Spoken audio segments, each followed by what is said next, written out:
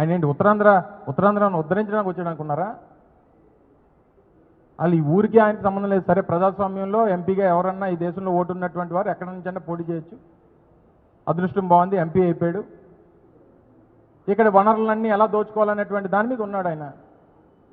ఆయన ఎంతకంటే గొప్పగా ఆ పీపీపీ విధానం చాలా మంచిది, దీని మీద సమర్థిస్తున్నామని చెప్పకపోతే వద్దని చెప్తాడండి.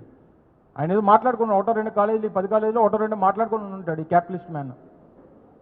మీ ఎవరికైనా తెలుసా సీఎం అంటే ఇంటి పేరు చెప్పండి ఎవరన్నా? మీ అందరికీ ఇక్కడ ఎవరన్నా అడుగుతున్నాను చెప్పండి. గూగుల్ అది చేయకుండా సీఎం అంటే ఇంటి పేరు ఏంటి చెప్పండి, మీరు పూర్తి పేరు చెప్పండి. నిజమే కదా?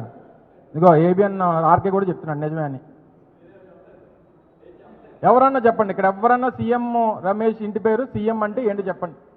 నాకైతే నేను పెట్టాను కదా ఇప్పుడు, ఆయన క్యాపిటలిస్ట్ మ్యాన్ రమేష్.